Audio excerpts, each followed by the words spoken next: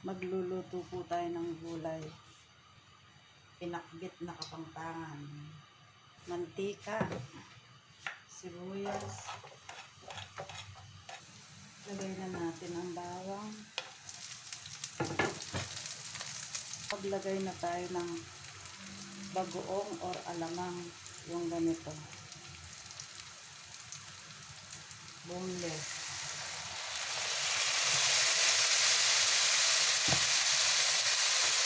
Lagay ko ngayon ng kamatis. Parang nakarami yata yung kamatis ko.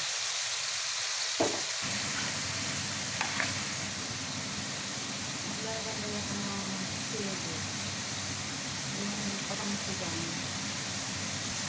Parang sabay-sabay na. Sabay-sabayin na para maluto ka agad. Lagyan natin konting bagoong.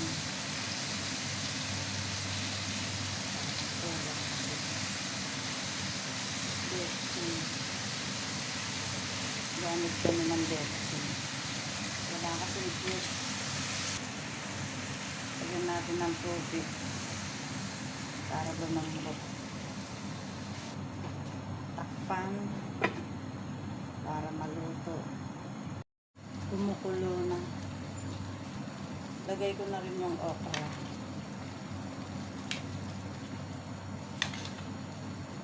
Madalang lang ako makakapagluto ng ganito.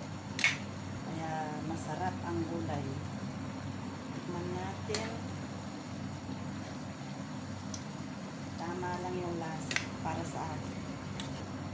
Salamat po sa panonood. Excited na rin ako. Buksan natin kung luto na.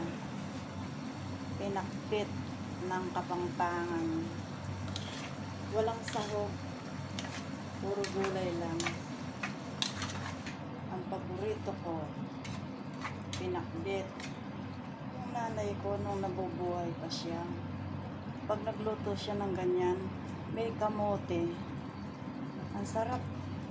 Pag kumpleto ang sangkap. Pero ako, kahit ganyan lang yung, kahit walang sangkap na karne o ano, basta puro gulay lang. Tama lang yung pagkaluto. Masarap na para sa akin.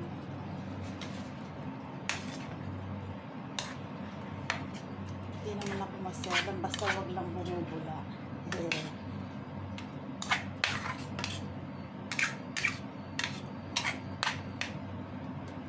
Buti nakabili kami ng ampalaya dyan sa Tusanon.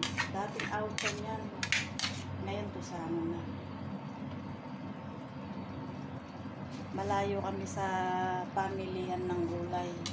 Gaya ng mga okra. Yung mga gulay natin sa Pilipinas. Malayo kami. Titinda na dyan sa malapit sa amin. Kaya nakapagluto ako ng gulay na pinakbit ng kapangpangan. Luto na po ang pinakbit kong kapangpangan. Maya-maya kakain na. Takpan ko ulit. Luto na po ang pakbit ng kapangpangan. Kain na po tayo. Pananghalian namin dito.